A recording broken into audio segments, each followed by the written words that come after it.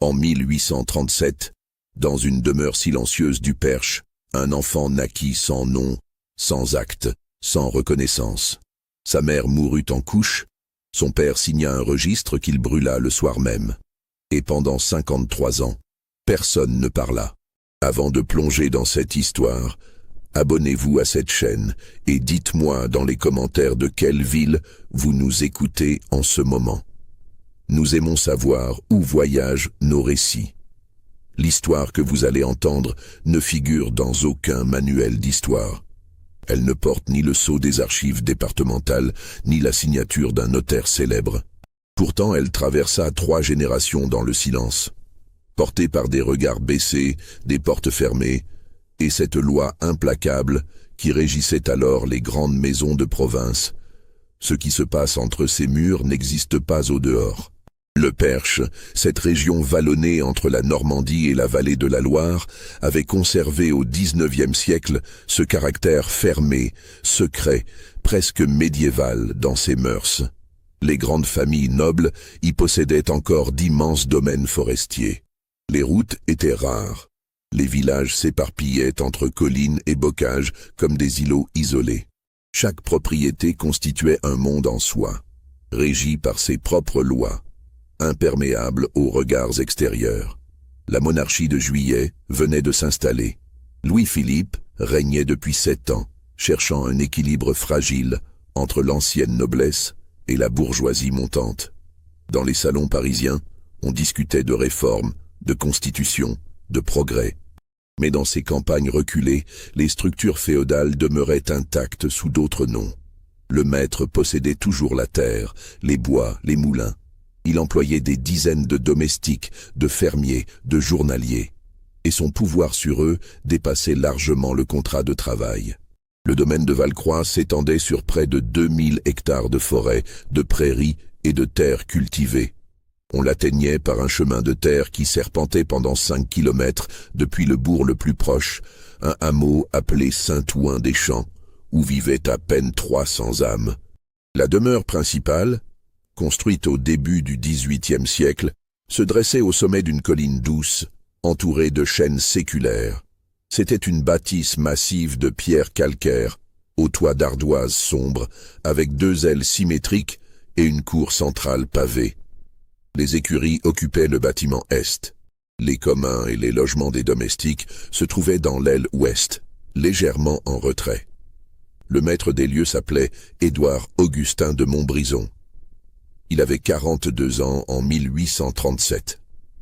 Grand, les épaules larges, le visage anguleux avec des traits sévères que la barbe noire accentuait encore. Il portait toujours des vêtements sombres, même en été. Ses yeux gris ne souriaient jamais, même lorsque sa bouche esquissait une politesse mondaine.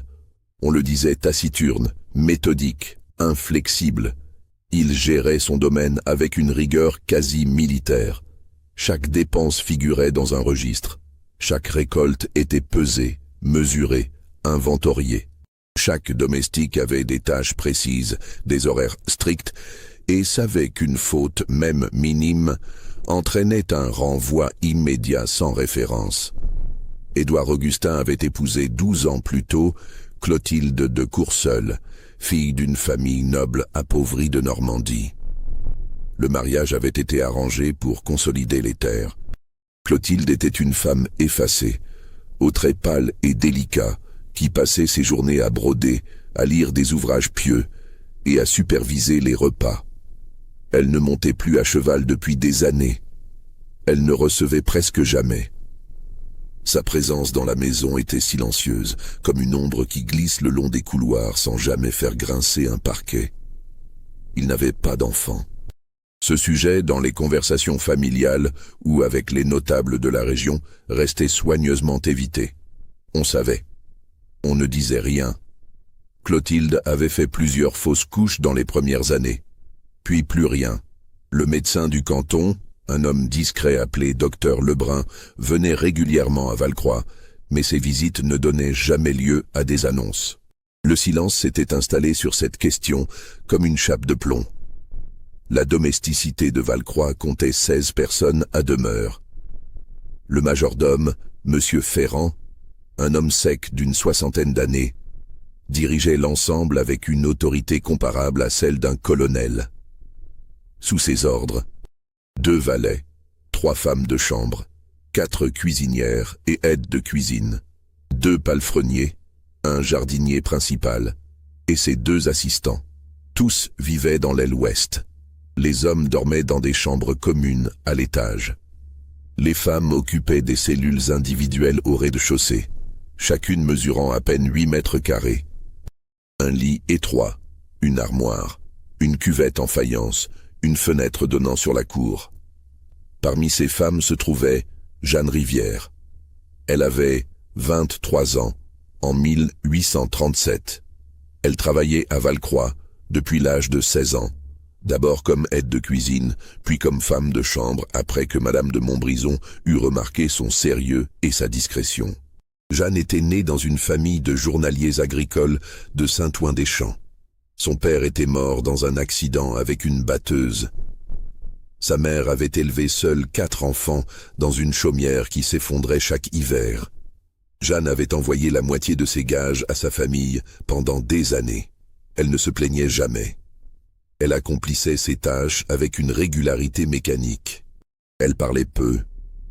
Elle baissait les yeux devant les maîtres. Elle disparaissait dans les couloirs comme si elle faisait partie du mobilier. Elle était jolie. Pas d'une beauté spectaculaire, mais d'une grâce naturelle qui attirait le regard malgré les vêtements simples et les cheveux tirés en chignon strict. Des traits fins, une peau claire, des yeux noisettes qui semblaient toujours observer sans jamais juger. Les autres domestiques l'appréciaient pour son calme et sa gentillesse. Elle aidait volontiers celles qui avaient pris du retard dans leurs tâches. Elle ne rapportait jamais les petites transgressions au majordome. Elle gardait ses pensées pour elle. Tout bascula pendant l'hiver de 1836. Madame de Montbrison était partie passer 3 mois chez sa sœur en Normandie. Elle souffrait de migraines chroniques que le médecin attribuait aux humeurs froides du Perche. Son départ, en novembre, fut discret. 2 malles, un carrosse, une femme de chambre pour l'accompagner. Édouard Augustin resta seul à Valcroix avec les domestiques et Monsieur Ferrand. Les semaines suivantes, l'atmosphère dans la maison changea imperceptiblement. Le maître se mit à descendre plus souvent dans les communs. Il inspectait les cuisines. Il vérifiait le travail des lingères. Il convoquait les domestiques dans son bureau pour discuter de détails insignifiants. Sa présence, habituellement distante, devint constante, pesante, omniprésente. En décembre, Jeanne Rivière fut chargée d'apporter chaque soir le plateau de collation dans le bureau du maître. Thé, biscuits secs, parfois un verre de cognac. Une tâche simple que les autres femmes de chambre avaient accomplie à tour de rôle. Mais désormais, c'était toujours Jeanne que M. Ferrand désignait. Toujours à la même heure, toujours dans le même silence. Les autres domestiques commencèrent à murmurer. Dans les chambres communes, le soir, quand les bougies s'éteignaient, on ne disait rien de précis. Juste des silences lourds de sens quand Jeanne revenait de l'étage principal. Des regards en coin. Des conversations qui s'interrompaient quand elle entrait dans une pièce. Marie Gervais, une cuisinière plus âgée, lui demanda un jour si tout allait bien. Jeanne répondit que oui, sans lever les yeux de son ouvrage. Le sujet ne fut plus abordé. En janvier, Jeanne tomba malade. Nausées matinales, vertiges, fatigue inhabituelle. Elle continua à travailler, dissimulant ses malaises aussi longtemps qu'elle le put. Mais en février, son état devint évident. Les autres femmes de chambre le remarquèrent immédiatement. Marie Gervais, qui avait eu 6 enfants, reconnut les signes sans hésitation. Elle prit Jeanne à part un matin, dans la buanderie, et lui posa la question directement. Jeanne ne répondit pas. Elle se contenta de pleurer en silence, adossée contre le mur de pierre froide, les mains crispées sur son tablier. Marie ne dit rien de plus. Elle la serra brièvement contre elle, puis retourna à ses fourneaux. Le soir même, elle alla trouver Monsieur Ferrand. Ce qui se passa dans le bureau du majordome resta secret. Mais le lendemain, Jeanne fut convoquée par Édouard Augustin de Montbrison en personne. L'entretien dura 20 minutes. Personne ne l'entendit. Quand Jeanne ressortit, son visage était blanc comme de la craie. Elle monta directement dans sa chambre et ne descendit pas pour le repas du soir. 2 jours plus tard, Madame de Montbrison rentra de Normandie. Son retour, contrairement à son départ, fut brutal et inattendu. Aucun message préalable. Le carrosse arriva au milieu de l'après-midi.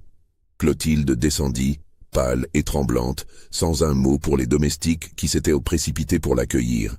Elle monta directement dans ses appartements et n'en sortit pas pendant 3 jours. La tension dans la maison devint insoutenable. Monsieur Ferrand donnait ses ordres d'une voix encore plus sèche que d'habitude. Les domestiques marchaient sur la pointe des pieds. Personne ne parlait plus que le strict nécessaire. Jeanne continuait à travailler, le visage fermé, les gestes mécaniques. Son ventre commençait à s'arrondir légèrement sous la robe noire de service. En mars, une décision fut prise. Jeanne ne serait pas renvoyée. Elle resterait à Valcroix jusqu'à son accouchement. Mais elle ne travaillerait plus comme femme de chambre. Elle serait affectée à des tâches discrètes. Raccommoder le linge dans une pièce isolée, trier les conserves au sous-sol, nettoyer les pièces inoccupées du 2e étage. On la verrait le moins possible. Et surtout, personne ne poserait de questions. Les mois suivants s'écoulèrent dans un silence épais. Jeanne disparut progressivement de la vie collective de la maisonnée. Elle prenait ses repas seule, dans sa chambre. Elle sortait peu. Quand elle traversait la cour pour aller chercher de l'eau au puits, les autres domestiques détournèrent le regard. Pas par mépris, mais par gêne. Tout le monde savait. Personne ne disait rien.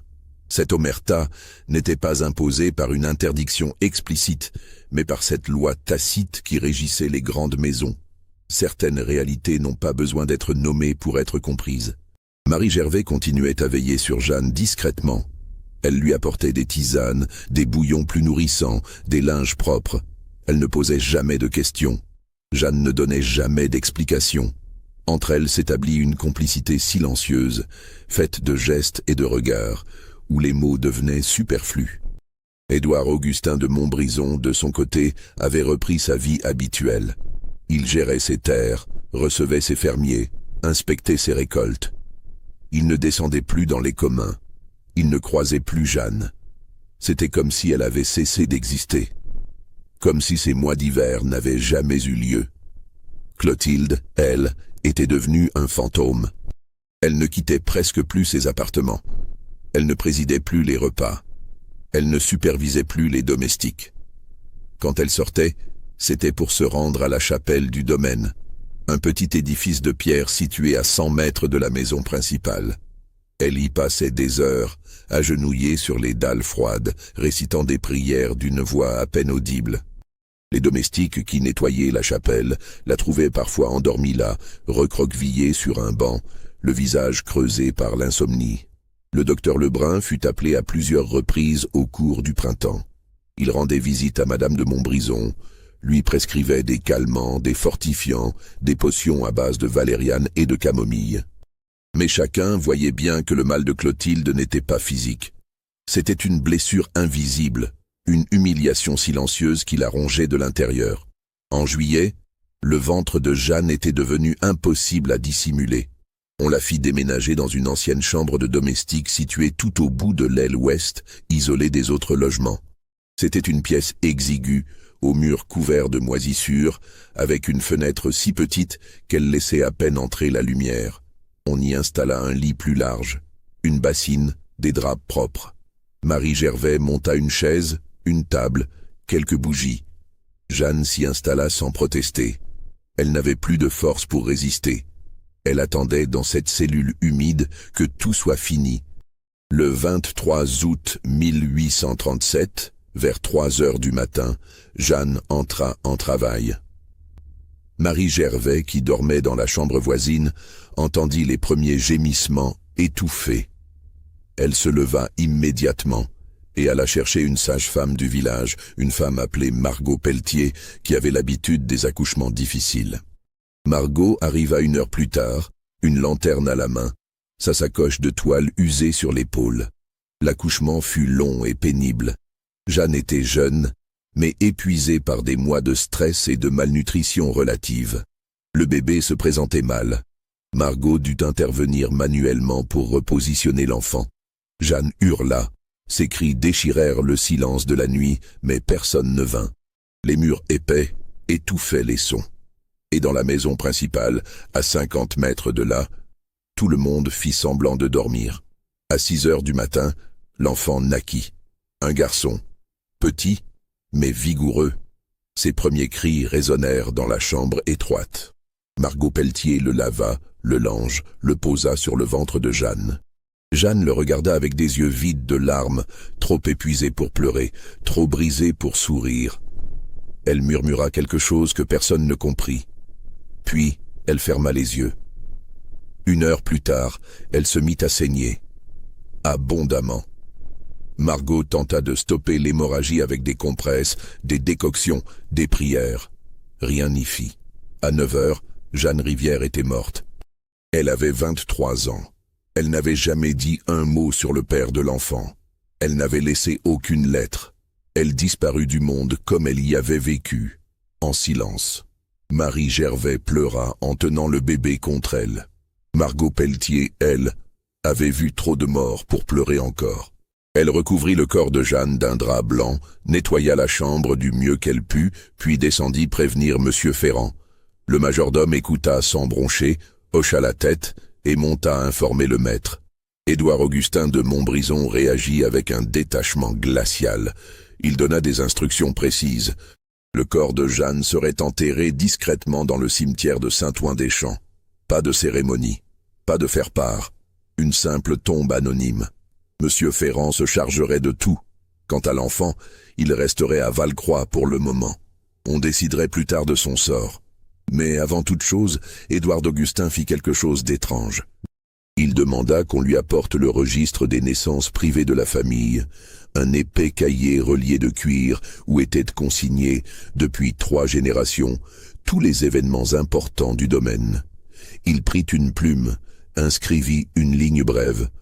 Le 23 août 1837, naissance d'un enfant mâle, mère décédée en couche, père inconnu. Puis il arracha la page, la plia en 2, la glissa dans sa poche. Et ce soir-là, dans la cheminée de son bureau, il brûla cette feuille avec soin, s'assurant que chaque fragment de papier se transformait en cendres. L'enfant fut baptisé quelques jours plus tard dans la chapelle du domaine. Le curé de Saint-Ouen-des-Champs, l'abbé Roussel, officia en présence de Monsieur Ferrand et de Marie Gervais. Le bébé reçut le nom de Julien, sans nom de famille. Dans le registre paroissial, l'abbé inscrivit « Julien, enfant trouvé, parents inconnus ». Ce mensonge officiel fut la première pierre d'un édifice de silence qui allait s'élever pendant des décennies. Marie Gervais fut désignée pour s'occuper de l'enfant. Elle avait élevé ses propres enfants tout en travaillant. Elle saurait gérer un nourrisson de plus. On lui attribua une chambre légèrement plus grande, avec une alcôve pour le berceau. Elle nourrit Julien au biberon avec du lait de vache dilué, comme on faisait à l'époque. Le bébé pleurait beaucoup les premières semaines, puis il s'habitua. Il grandit. Pendant ce temps, la vie à Valcroix reprit son cours normal en apparence. Les récoltes furent bonnes cet automne-là. Les fermiers payèrent leur loyer. Édouard Augustin reçut quelques notables du canton pour discuter de la construction d'une nouvelle route. Clotilde sortit un peu plus de ses appartements. Elle recommença à descendre pour les repas. Elle ne parlait toujours presque pas. Mais elle était là, présente physiquement, ce qui suffisait aux convenances. Personne ne mentionna Jeanne Rivière. Son nom disparut des conversations. Les nouveaux domestiques embauchés dans les mois suivants ne surent jamais qu'elle avait existé. Les anciens, eux, gardèrent le silence. C'était plus simple ainsi, moins dangereux. Parler pouvait signifier perdre sa place, sa seule source de revenus, son toit. Julien, lui, grandissait dans l'ombre. Il dormait dans la chambre de Marie. Il mangeait ce qu'elle lui donnait. Il portait des vêtements rapiécés récupérés ici et là. À 2 ans, il commença à marcher et à dire quelques mots. Marie l'emmenait parfois dans la cuisine, où les autres domestiques le trouvaient attendrissant.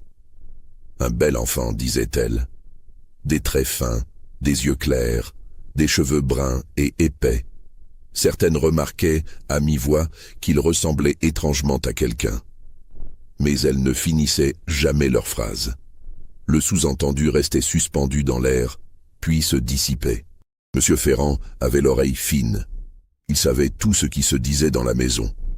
Et les domestiques savaient qu'il savait. Si cette histoire commence à vous donner des frissons, n'hésitez pas à cliquer sur le pouce levé. Et dites-moi dans les commentaires ce que vous pensez qu'il va se passer.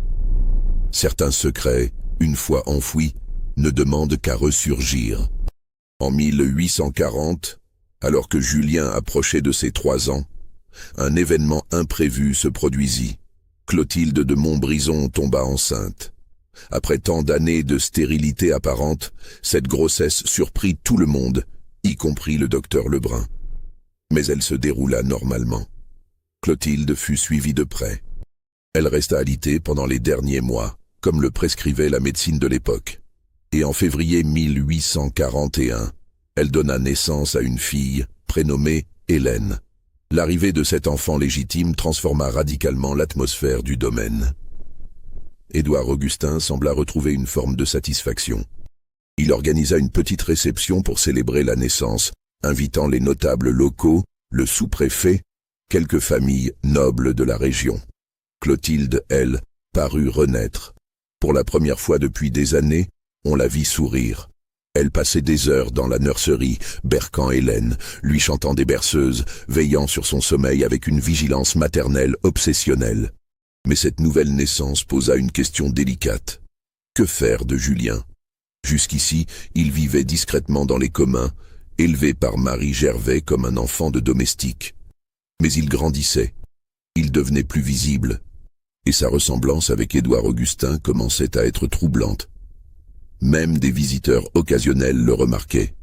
Personne n'osait formuler l'évidence, mais les regards en disaient long. En avril 1841, une décision fut prise. Julien serait éloigné de Valcroix. On le placerait dans une ferme isolée, chez un couple de métayers qui travaillaient pour le domaine depuis 20 ans, les bergers.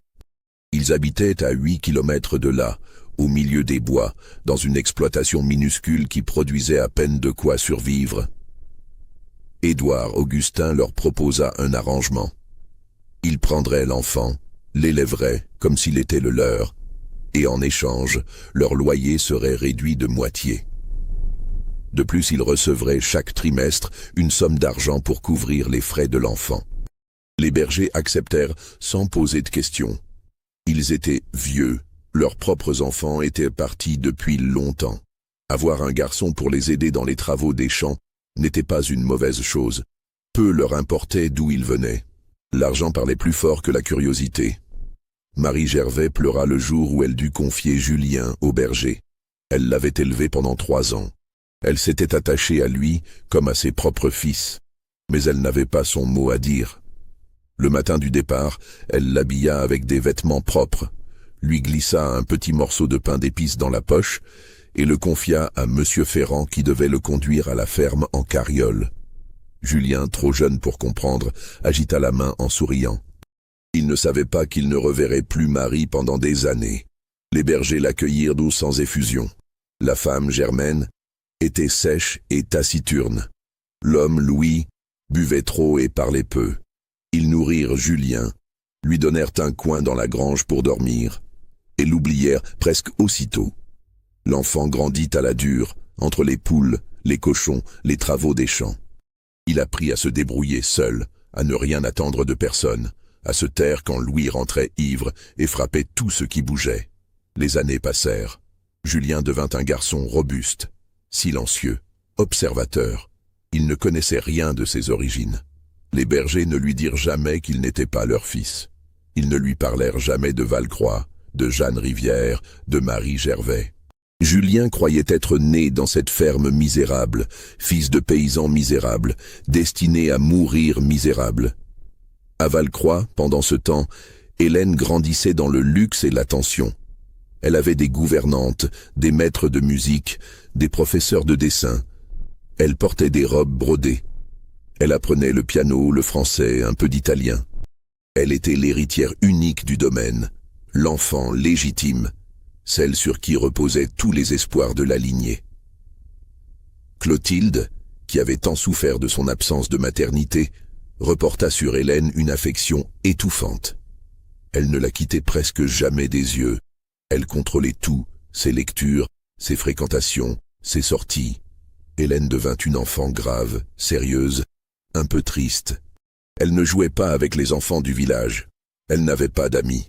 Elle vivait dans une bulle dorée, isolée du monde extérieur, prisonnière du rang et des conventions. Édouard Augustin, lui, vieillissait mal. À 50 ans passés, il était devenu encore plus rigide, encore plus cassant. Il gérait son domaine avec une obsession maniaque du contrôle. Il notait tout, surveillait tout, vérifiait tout. Les fermiers le craignaient. Les domestiques tremblaient devant lui. Monsieur Ferrand lui-même marchait sur des œufs. Et puis, en 1852, un événement imprévu vint ébranler cet équilibre précaire. Louis Berger mourut dans un accident de charrette. Ivre, il avait versé dans un fossé. On le trouva le lendemain matin, le crâne fracassé. Germaine, restée seule, ne put plus tenir la ferme. Elle était trop vieille, trop usée. Julien, qui avait alors 15 ans, faisait de son mieux. Mais c'était insuffisant. Les créanciers commencèrent à s'impatienter. Le loyer n'était plus payé. Les subsides envoyés par Valcroix ne suffisaient plus. Germaine, acculée, commit une erreur. Elle se rendit à Valcroix pour demander de l'aide. Elle fut reçue par Monsieur Ferrand dans une antichambre, debout, comme une mendiante. Elle expliqua sa situation. Elle demanda une augmentation des subsides, ou au moins un délai pour le loyer. Monsieur Ferrand l'écouta sans broncher, puis lui dit qu'il transmettrait la requête au maître. Mais en partant, Germaine croisa dans la cour une jeune fille d'une dizaine d'années, accompagnée d'une gouvernante. Hélène. Les deux se dévisagèrent une seconde. Et Germaine, sans réfléchir, lâcha une phrase qui allait tout changer. Comme il lui ressemble, le petit Julien. La gouvernante, mademoiselle Arnaud, se figea. Elle regarda Germaine avec des yeux ronds. Hélène, elle, fronça les sourcils. Intriguée. Germaine réalisa son erreur trop tard. Elle baissa la tête et s'éloigna rapidement. Mais le mal était fait. Mademoiselle Arnaud, une femme de 40 ans, cultivée et curieuse, ne put s'empêcher de réfléchir à cette remarque. Qui était ce Julien? Pourquoi cette vieille paysanne le comparait-elle à Hélène? Elle posa des questions discrètes aux autres domestiques.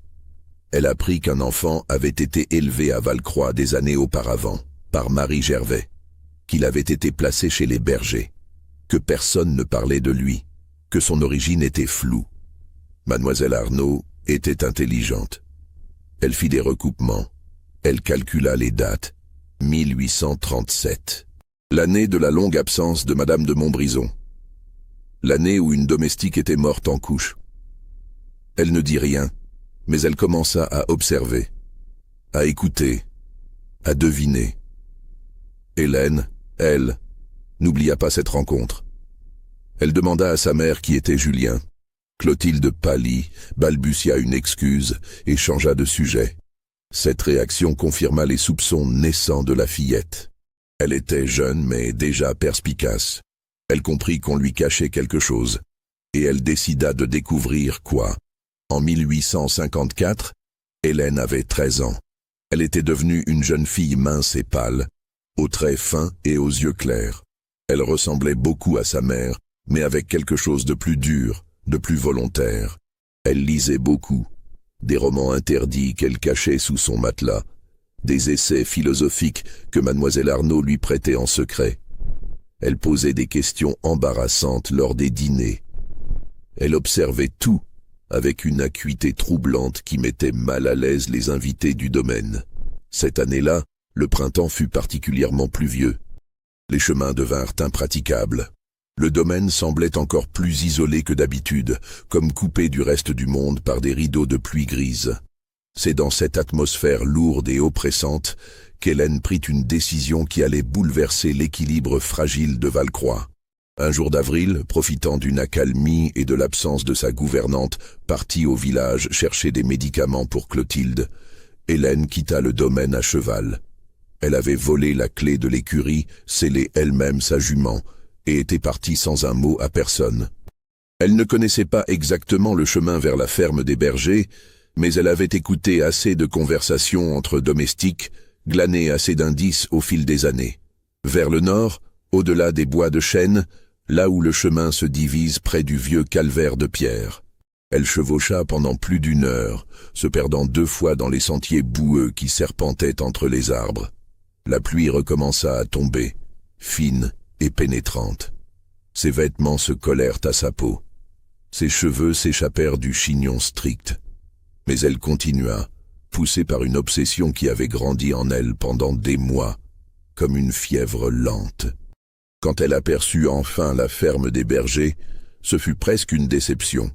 Une bâtisse misérable, aux murs de torchis fendillés, aux toits de chaume affaissés par endroits. Une cour boueuse où erraient quelques poules déplumées. Un champ mal labouré qui descendait en pente douce vers un ruisseau invisible.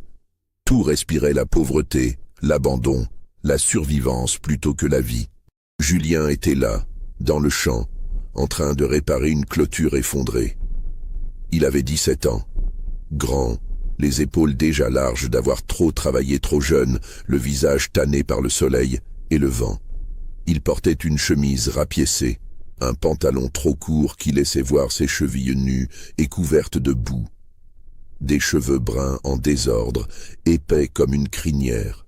Et ses yeux gris qui se levèrent vers elle quand il entendit le cheval approcher. Hélène s'arrêta à quelques mètres de lui. Pendant un long moment, ils se regardèrent en silence. La pluie tombait entre eux comme un rideau translucide. Le temps sembla se suspendre. Et dans ce silence, Hélène comprit avec une certitude absolue ce qu'elle était venue chercher. La confirmation d'une vérité que tout le monde refusait de prononcer. La ressemblance était indéniable. Malgré la différence de milieu, d'éducation, de vêtements, malgré les années de labeur qui avaient endurci les traits de Julien et la vie protégée qui avait adouci ceux d'Hélène, ils auraient pu être frères et sœurs. Les mêmes pommettes hautes, le même front large et légèrement bombé, la même forme d'arcade sourcilière, la même ligne de mâchoire.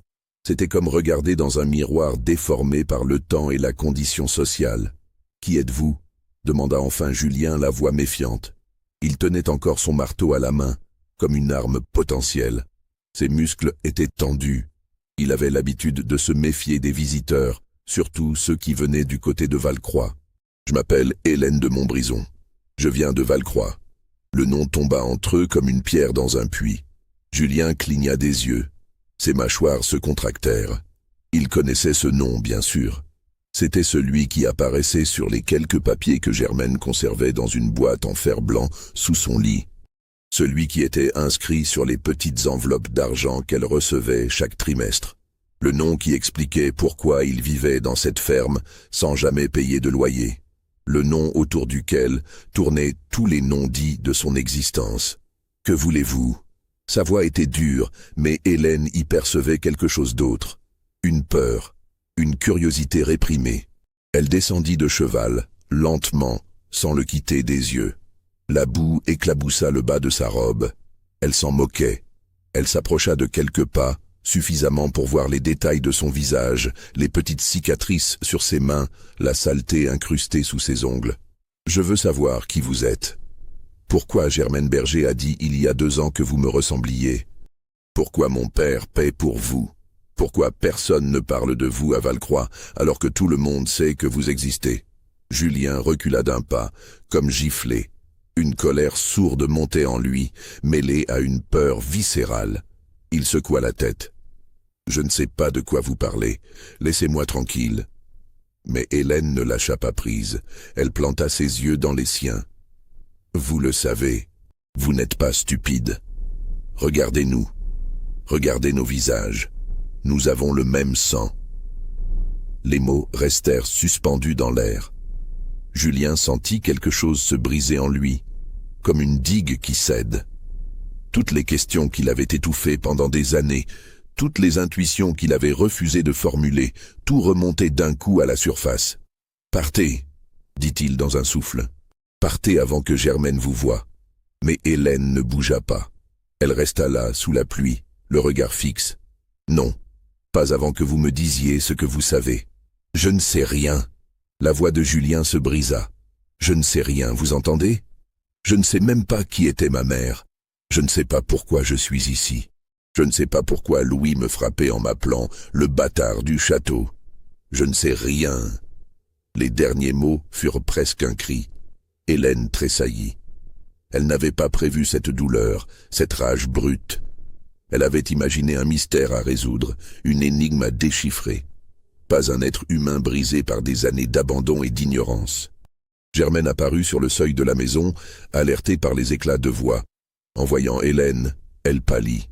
Elle descendit dans la cour en boitant, ses vieilles jambes peinant sur le sol inégal. « Que faites-vous ici, mademoiselle? Il ne faut pas. Vous ne devriez pas. » Hélène se tourna vers elle. « Dites-moi la vérité. Qui est-il » Germaine jeta un regard affolé vers Julien, puis vers Hélène. Ses mains tremblaient. Elle secoua la tête, ouvrit la bouche, la referma. Puis, comme vaincue par le poids des années de silence, elle murmura « Il est celui qu'on ne nomme pas, celui qui n'a pas de place, celui qui est né d'une faute que personne n'a voulu reconnaître. » Les mots étaient cryptiques, mais leur sens était clair. Hélène sentit son cœur battre plus vite. Elle insista. Qui était sa mère? Une fille du village, Jeanne Rivière. Elle servait à Valcroix. Elle est morte en le mettant au monde. Et son père? Un long silence. Germaine détourna le regard. Julien, lui, s'était figé, le visage blanc. C'était la première fois qu'il entendait le nom de sa mère, Jeanne Rivière. Un nom, un simple nom. Mais c'était déjà infiniment plus que ce qu'il avait eu pendant 17 ans. Son père, commença Germaine, la voix étranglée. Son père, c'est celui qui paie, celui qui nous a donné cette ferme, celui qui a voulu que tout reste secret. Hélène ferma les yeux une seconde. Quand elle les rouvrit, ils brillaient d'une détermination nouvelle. Édouard Augustin de Montbrison. Germaine ne répondit pas, mais son silence était une confirmation. Hélène se tourna vers Julien. Il était immobile, les bras ballants, le marteau tombé dans la boue. Son visage était décomposé. Elle vit dans ses yeux une tempête d'émotions contradictoires. Rage, soulagement, désespoir, incompréhension. « Vous êtes mon frère », dit-elle doucement. Julien la regarda comme si elle venait de parler une langue étrangère. Puis, brusquement, il tourna les talons et s'enfonça dans les bois qui bordèrent la ferme, courant presque, fuyant cette révélation qui venait de faire exploser sa vie. Hélène ne le suivit pas. Elle remonta sur son cheval et repartit vers Valcroix, trempée, grelottante, mais animée d'une résolution inflexible. Elle savait maintenant, et elle ne laisserait pas cette vérité rester enfouie. Les jours suivants furent marqués par une tension intolérable au domaine. Hélène était rentrée dans un état lamentable, couverte de boue, fiévreuse. Clotilde avait paniqué, appelé le docteur Lebrun, confiné sa fille au lit. Mais Hélène refusait de dire où elle était allée. Elle gardait un silence obstiné, le regard fixé au plafond, les lèvres serrées. Mademoiselle Arnaud, qui avait deviné une partie de l'histoire, tenta de lui parler. Hélène ne répondit pas. Elle restait murée dans ses pensées, élaborant déjà un plan. Un plan qu'elle mit à exécution dès qu'elle se sentit assez forte pour se lever. Un soir de mai, elle attendit que ses parents soient au salon, occupés avec des invités venus du bourg voisin. Elle descendit discrètement, se glissa dans le bureau de son père et fouilla méthodiquement dans ses tiroirs. Elle savait qu'il gardait des documents importants dans un coffret de bois précieux, fermé à clé. Elle força la serrure avec un canif volé à la cuisine. À l'intérieur, elle trouva des actes notariés, des registres de comptes, des correspondances, et, tout au fond, une enveloppe scellée à la cire rouge, portant la date d'août 1837. Hélène brisa le sceau et lut. C'était un accord signé entre Édouard Augustin et les bergers, stipulant qu'ils prendraient en charge un enfant sans famille en échange d'une réduction de loyer et d'une somme trimestrielle. Aucun nom n'était mentionné, mais les dates correspondaient. La signature de son père était là, ferme et assurée. Elle glissa l'enveloppe dans sa poche et sortit du bureau. Mais en refermant la porte, elle se retrouva face à son père. Édouard Augustin se tenait dans le couloir, immobile, le visage dans l'ombre. Il avait quitté le salon pour aller chercher un cigare. Il l'avait vu sortir de son bureau. Ils se regardèrent en silence pendant quelques secondes interminables. Puis Édouard Augustin parla, la voix basse et dangereuse. « Que faisiez-vous dans mon bureau ?» Hélène ne baissa pas les yeux. Elle sortit l'enveloppe de sa poche et la brandit. « Je cherchais la vérité. Et je l'ai trouvée. » Le visage de son père se durcit. Il s'approcha, arracha l'enveloppe de ses mains et la regarda avec une fureur contenue. « Vous n'aviez aucun droit. Et vous aviez le droit de faire un enfant à une domestique et de l'abandonner? Vous aviez le droit de laisser ma mère vivre dans l'ignorance et la honte pendant qu'un garçon grandissait dans la misère à quelques kilomètres d'ici ?» Édouard Augustin leva la main comme pour la gifler. Hélène ne broncha pas. Ils restèrent ainsi, face à face, dans le couloir faiblement éclairé par une bougie. Finalement, il abaissa la main et dit, avec une froideur glaciale, « Ce que vous avez découvert ne change rien. Cet enfant n'a aucun droit sur cette famille, aucun. Vous comprenez? Il n'est rien. Il est votre fils. Il est un accident, une erreur, et les erreurs se corrigent en les effaçant. » Hélène sentit une nausée la submerger. Elle regarda cet homme, son père, qu'elle avait toujours craint mais jamais vraiment détesté. Et pour la première fois, elle ressentit un dégoût profond, viscéral. « Vous êtes un monstre », murmura-t-elle. Édouard Augustin ne sia pas. Il rangea l'enveloppe dans sa poche et répondit d'une voix plate. « Je suis un homme qui protège sa famille. Vous feriez bien de l'apprendre, car un jour, cette responsabilité sera la vôtre. » Il tourna les talons et retourna au salon, laissant Hélène seule dans le couloir, tremblante de rage impuissante. Cette nuit-là, Hélène ne dormit pas. Elle resta assise à sa fenêtre, regardant les bois obscurs qui entouraient le domaine. Quelque part, là-bas, Julien dormait dans une ferme misérable, ignorant qu'il venait d'être trahi une fois de plus, privé même de la possibilité d'une reconnaissance future. Elle se jura qu'un jour, d'une manière ou d'une autre, elle réparerait cette injustice, même si cela devait prendre toute une vie. Les semaines suivantes furent marquées par un silence pesant. Édouard Augustin redoubla de surveillance. Hélène fut interdite de sortir seule. Mademoiselle Arnaud reçut des instructions strictes. Les portes furent verrouillées. Les chevaux furent de garder en permanence. Mais malgré ces précautions, Hélène trouva un moyen de faire passer un message à Julien, par l'intermédiaire d'un jeune palefrenier complice. Le message était simple. « Je sais qui vous êtes. Je n'oublierai jamais. Un jour, la vérité sera dite. » Julien, de son côté, traversait une crise existentielle profonde. Depuis la visite d'Hélène, depuis les révélations de Germaine, il ne dormait plus. Il errait dans les champs la nuit, parlant seul, essayant de donner un sens à sa vie. Il avait un nom maintenant. Jeanne Rivière. Sa mère, morte pour lui, morte à cause de lui, et un père, Édouard Augustin de Montbrison, un noble qui l'avait rejeté comme on rejette un déchet. La rage qui grandissait en lui était une chose vivante, qui le dévorait de l'intérieur. Il imaginait des vengeances impossibles, brûler Valcroix, tuer Édouard Augustin, crier la vérité sur les toits, mais il n'était rien. Un jeune paysan sans éducation, sans argent, sans alliés. Que pouvait-il faire? En juin 1854, une nouvelle tragédie frappa. Germaine Berger tomba gravement malade. Une fièvre violente, probablement la typhoïde, ravageait la région cette année-là. Le docteur Lebrun vint la voir une fois, diagnostiqua sans espoir et ne revint pas. Julien la soigna du mieux qu'il put, mais en vain.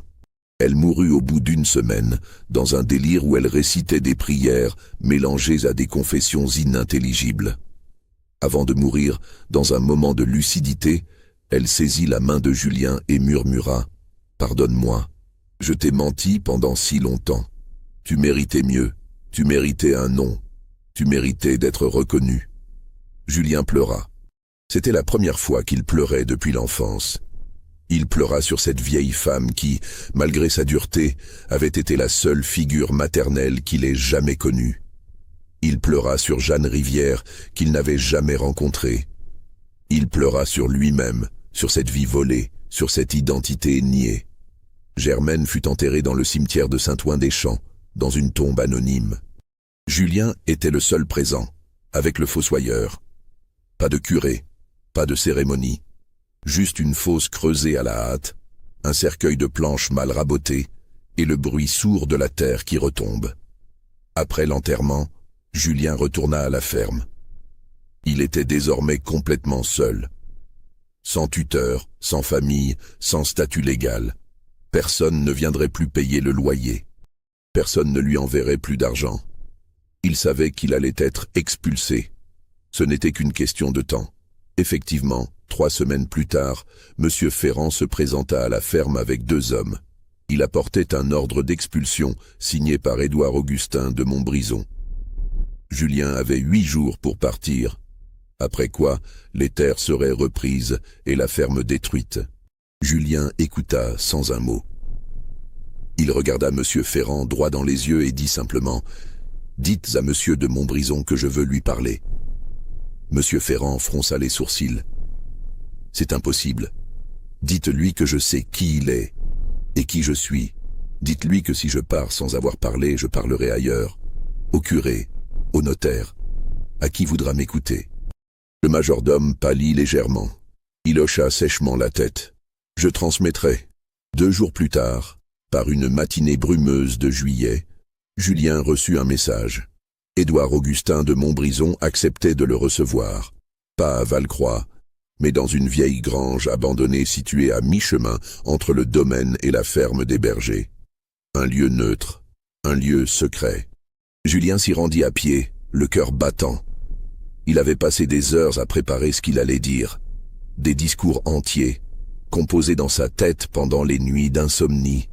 Des accusations, des supplications, des menaces.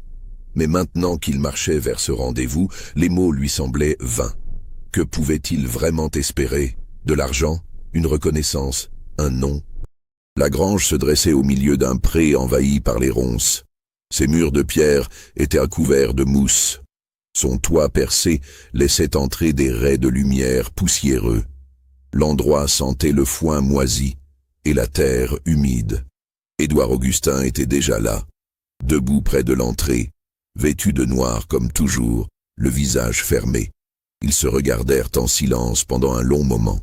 Julien vit un homme vieilli, les épaules légèrement voûtées, le visage creusé par les années et peut-être aussi par les secrets. Édouard Augustin vit un jeune homme au regard brûlant, aux mâchoires serrées, aux poings fermés. Et dans ce jeune homme, malgré lui, il reconnut quelque chose. Un reflet de lui-même à 20 ans. La même détermination, la même colère froide. « Vous vouliez me parler, dit finalement Édouard Augustin. Parlez. » Julien avança de quelques pas. Sa voix, quand il parla, était étrangement calme, plus calme qu'il ne l'aurait cru possible. « Vous savez qui je suis. Ce n'était pas une question. » Édouard Augustin ne répondit pas. Julien continua. « Je suis le fils de Jeanne Rivière. Elle travaillait pour vous. Elle est morte en me mettant au monde. Vous m'avez fait placer chez les bergers pour me cacher, pour que personne ne sache, pour que je n'existe pas. » Édouard Augustin resta impassible. Seul un léger tressaillement de sa mâchoire trahissait une tension intérieure. Il finit par parler, la voix dure. « Jeanne Rivière était une domestique. Elle a commis une faute. Elle en a payé le prix. C'est tout. » « Quelle faute ?» Julien éleva la voix pour la première fois. « Quelle faute? Vous l'avez forcée? Vous avez abusé de votre pouvoir sur elle? Et quand elle est tombée enceinte, vous l'avez cachée comme une criminelle. Elle savait ce qu'elle faisait. » Édouard Augustin fit un pas en avant menaçant. « Personne ne l'a forcée. Elle a eu le choix. » « Quel choix ?» Julien éclata d'un rire amer. « Quel choix a une fille de 23 ans qui dépend de vous pour manger, pour dormir, pour vivre? Quel choix avait-elle face à vous, le maître, celui qui décide de tout ?» Un silence lourd tomba. Les 2 hommes se toisaient, séparés par 20 ans d'âge, par un abîme de classe sociale, mais unis malgré eux par le sang. « Que voulez-vous » demanda finalement Édouard Augustin, la voix glaciale. « De l'argent, je peux vous donner de l'argent. Assez pour recommencer ailleurs. Assez pour que vous disparaissiez et que nous n'entendions plus jamais parler de vous. » Julien secoua la tête. Il avait imaginé cette scène 100 fois. Il s'était dit qu'il accepterait l'argent, qu'il partirait, qu'il construirait une nouvelle vie.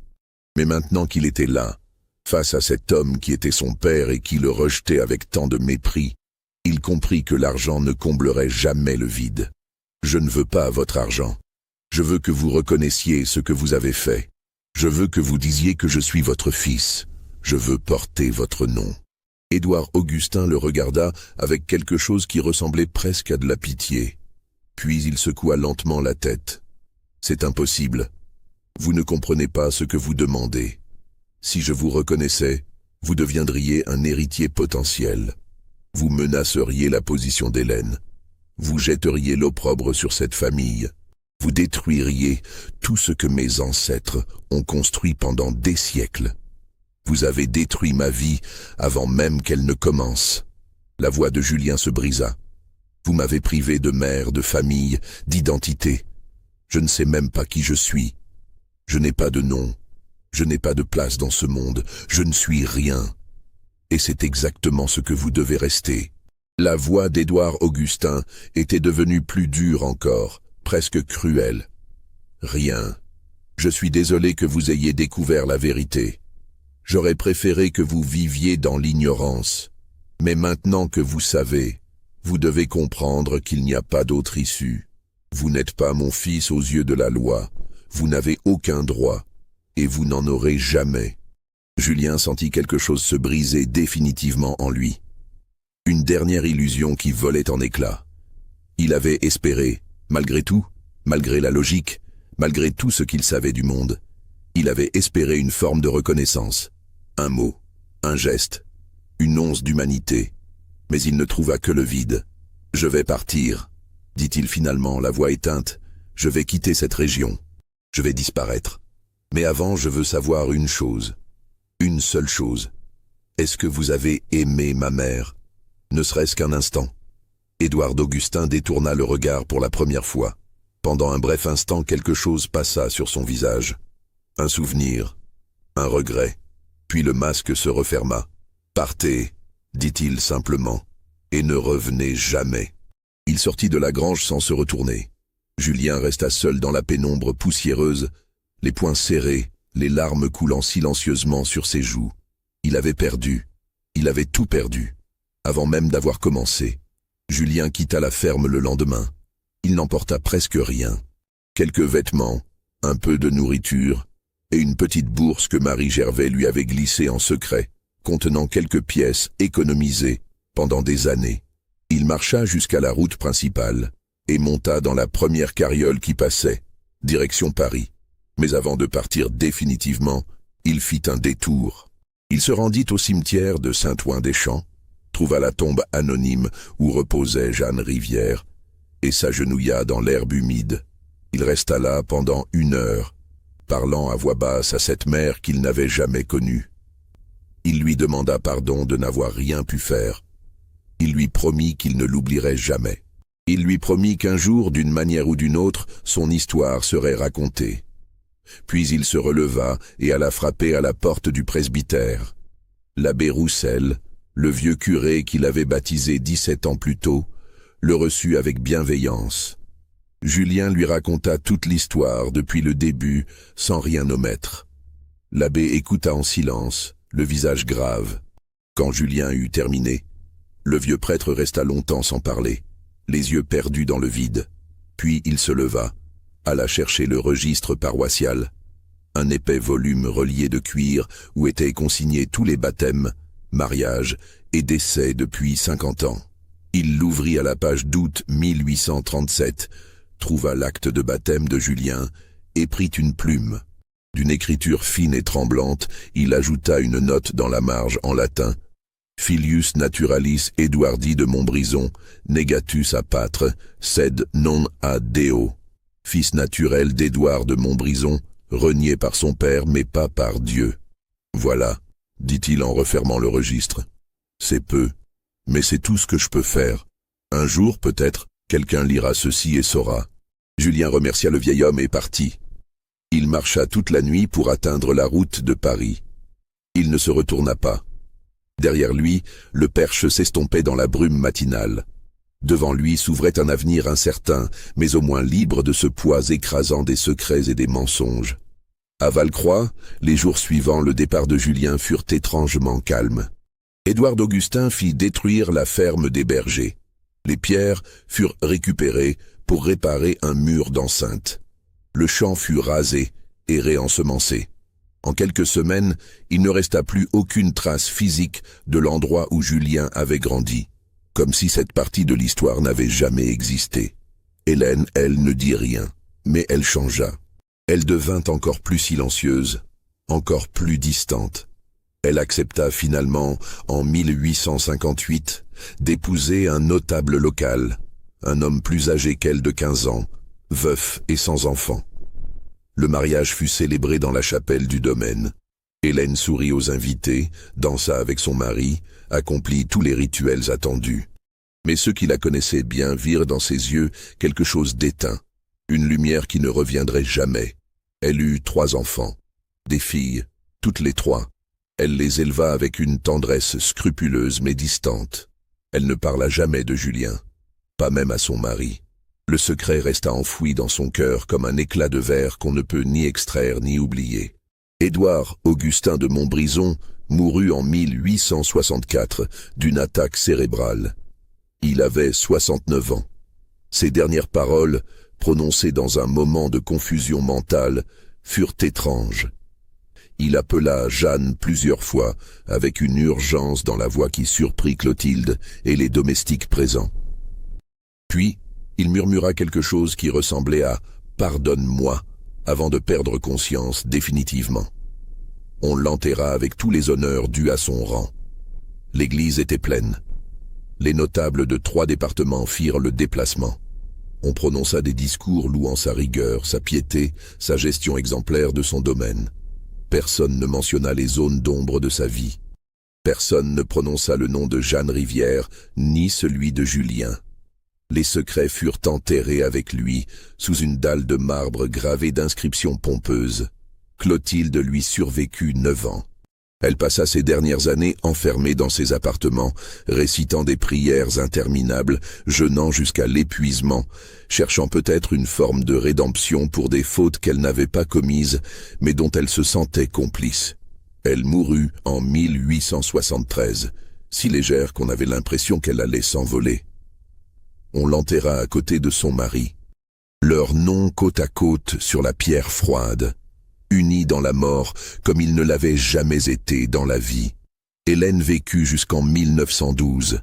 Elle vit le nouveau siècle arriver. Elle vit les premières automobiles, les premiers avions, les bouleversements du monde moderne. Mais elle resta ancrée dans le passé, portant en elle le poids d'une histoire qu'elle ne pouvait pas raconter. Quelques mois avant sa mort, elle fit rédiger un testament étrange. Elle léguait la majeure partie de sa fortune à ses filles, comme prévu, mais elle créait aussi un fonds important pour un orphelinat de Paris, avec des instructions très précises. L'établissement devait accueillir en priorité les enfants nés hors mariage, les enfants sans nom, les enfants que personne ne voulait. Et chaque année, le jour de la Saint-Augustin, une messe devait être dite pour le repos de l'âme de Jeanne Rivière, décédée en 1837 à Valcroix. Personne ne comprit cette clause testamentaire. Les notaires haussèrent les épaules. Les filles d'Hélène trouvèrent cela excentrique, mais ne s'y opposèrent pas. La messe fut dite chaque année pendant des décennies dans une petite église de Paris pour une femme dont plus personne ne se souvenait. Julien, lui, survécut. Il traversa l'enfer de la guerre franco-prussienne, s'engageant dans l'armée comme simple soldat. Il combattit à Sedan, à Metz, dans les tranchées boueuses qui préfiguraient les horreurs du siècle suivant. Il fut blessé 3 fois. Il vit des centaines de camarades mourir, mais il survécut. Après la guerre, il revint à Paris. Il trouva du travail comme ouvrier dans une usine métallurgique. Le travail était dur, les journées longues, les salaires misérables. Mais il ne se plaignait jamais. Il avait appris depuis longtemps à endurer. En 1875, à 38 ans, il rencontra une femme. Elle s'appelait Marguerite. Elle était couturière, originaire de Bretagne, seule à Paris comme lui. Ils se marièrent discrètement.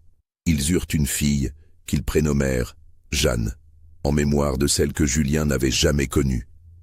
Julien ne parla jamais à sa femme ni à sa fille de ses origines. Il inventa une histoire simple.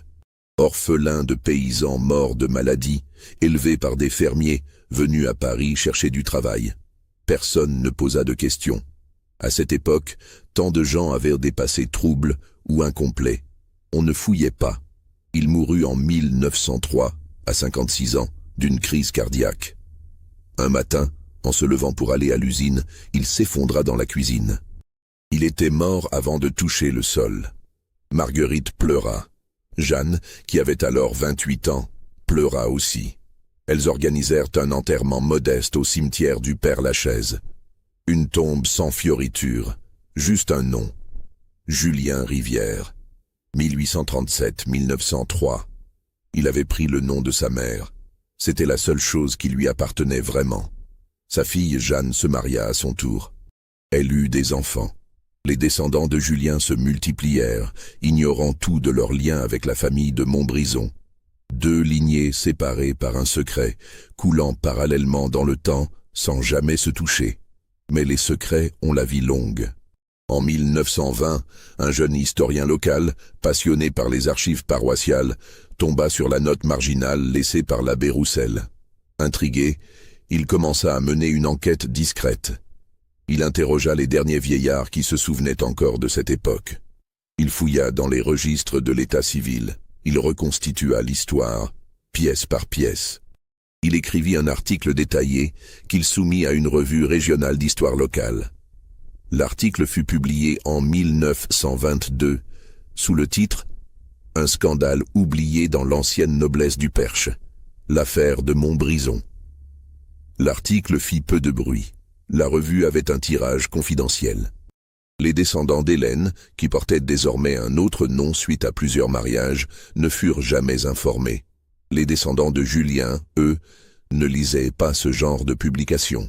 L'article fut rangé dans les archives départementales où il dormit pendant des décennies. Aujourd'hui, le domaine de Valcroix n'existe plus. La demeure principale fut détruite pendant la Seconde Guerre mondiale lors d'un bombardement. Les terres furent morcelées et vendues. On y construisit une zone industrielle dans les années 70. Il ne reste rien. Même les fondations ont été arrachées pour faire place à des entrepôts et des parkings. Le cimetière de Saint-Ouen-des-Champs existe toujours. Les tombes anonymes de Jeanne Rivière et de Germaine Berger sont quelque part sous l'herbe, mais personne ne sait exactement où. Les registres anciens ont été numérisés et sont accessibles en ligne. L'acte de baptême de Julien, avec sa note marginale en latin, y figure. N'importe qui peut le consulter. Mais qui le ferait? Cette histoire dort dans les archives. Elle attend. Elle attend que quelqu'un la trouve, la lise, la comprenne. Elle attend que la vérité, enfouie pendant plus d'un siècle, remonte enfin à la surface. Parce que certaines injustices ne s'effacent pas avec le temps. Elles restent là, gravées dans le papier jauni, dans les registres poussiéreux, dans la mémoire obstinée de ceux qui refusent d'oublier. Jeanne Rivière est morte à 23 ans, en mettant au monde un enfant qu'elle n'a jamais eu le temps de tenir dans ses bras. Julien Rivière est mort à 56 ans, portant jusqu'au bout le poids d'un nom volé et d'une identité niée. Édouard d'Augustin de Montbrison est mort en emportant ses secrets, ses remords peut-être, sa lâcheté certainement. Mais l'histoire, elle, ne meurt jamais vraiment. Elle persiste, elle murmure, elle attend son heure. Et quand le vent souffle sur les ruines de ce qui fut Valcroix, quand les feuilles mortes tourbillonnent dans les champs où se dressait autrefois la ferme des bergers, certains disent qu'on peut encore sentir quelque chose. Pas un fantôme, pas une présence surnaturelle. Juste l'écho têtu d'une histoire qui refuse de mourir. L'histoire d'un enfant né sans héritage, d'une mère morte sans sépulture digne, et d'un père qui choisit le silence plutôt que la vérité.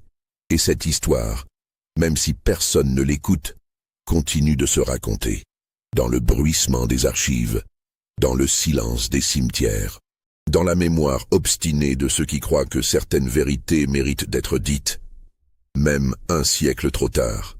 Cette histoire vous a bouleversé? Pensez-vous que tout cela s'est réellement passé dans les campagnes françaises du XIXe siècle? Combien de secrets similaires dorment encore dans les archives poussiéreuses de nos régions? Dites-nous ce que vous en pensez dans les commentaires. Abonnez-vous pour ne manquer aucune de nos explorations dans les zones d'ombre de l'histoire. Et partagez cette vidéo avec ceux qui, comme vous, croient que certaines histoires méritent d'être entendues, même quand elles dérangent, même quand elles font mal. Parce que la vérité, aussi inconfortable soit-elle, finit toujours par trouver son chemin vers la lumière, même après 100 ans de silence.